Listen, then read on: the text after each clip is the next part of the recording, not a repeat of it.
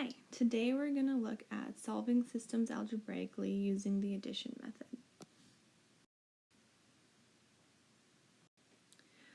So the first step is to write each equation in the form ax plus by equals c. So the x's, then the y's, equal sign c.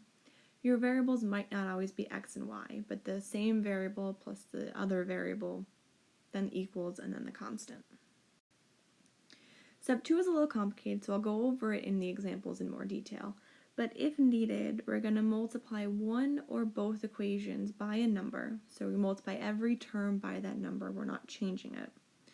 And we do it in such a way that the coefficients of one of our variables are either the same number or off by a negative number. Then, depending on if the coefficient is the same or off by a negative, we'll either add or subtract the two equations so that that variable is eliminated.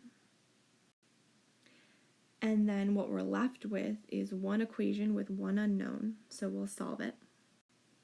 Then we'll substitute this value into one of the original equations and solve for the remaining variable. And then we'll check our answer using the other equation than the one we did in step 5. So as our first example, we're going to solve the system 3x minus y equals 3 and 4x minus 3y equals 14. Step 1 is already done for us. And then for step 2, what we're going to do is we're going to multiply the first equation by 3 so that the coefficients of y match. So my first equation here is, let's try that again. My first equation here is this equation multiplied by 3. And then this is the second equation that I didn't do anything to. So 9x minus 3y equals 9, and 4x minus 3y equals 14. And again, we do that so that I've got 3y and 3y. So the next step is to subtract these equations, and I want to subtract them because negative 3y minus negative 3y equals 0. So I have 9x minus 4x is 5x. Negative 3y minus negative 3y is again the 0. And then 9 minus 14 is negative 5. Step 4 is to solve for x, and I get that x is negative 1. The next step is that we're going to plug this into, for instance, the first equation. I could choose the first or the second, it doesn't matter. But if I plug it into the first equation, I get 3 times negative 1 minus y equals 3. And if I solve that, I get that y is negative 6. And then the last thing that we're going to do is we're going to check our answer using the second equation. So is 4 times negative 1 minus 3 times negative 6 equal to 14? And yes, it is. So I've checked my answer. I know that it's right. X is negative 1, y is negative 6. So let's try another one. We're going to solve the system 3x plus 2y equals 4. And 6x minus 6y equals 13. So again, they're both already in the form ax plus by equals c. So the next thing we're going to do is we're going to multiply the first equation by 2 so that the coefficients of x match. I could also multiply the first equation by 3 to have the coefficients of y matching. They would be off by a negative, but again, that's okay.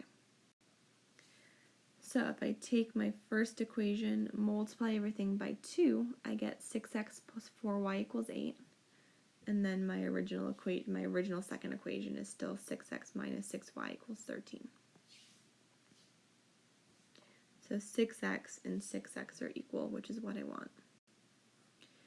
We want to subtract these equations, and again, that's because 6x minus 6x is 0.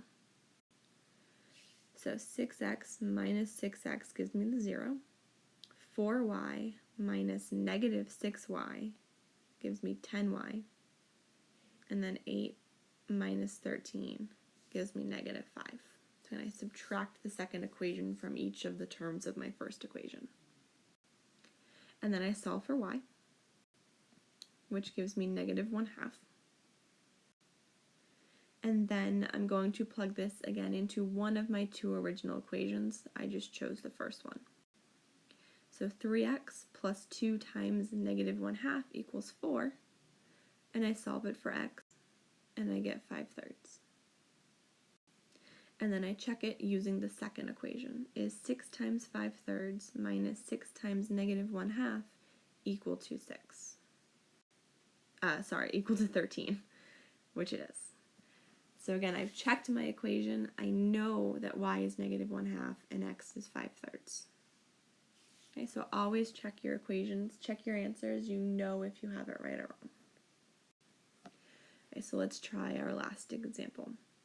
We're going to solve the system 4x minus 2y equals 3, y minus 2x plus 5 equals 0. So step 1 is to rewrite the second equation as -2x plus y equals -5. So I'm going to move the 5 over, and I'm just going to flip my x's and y's around.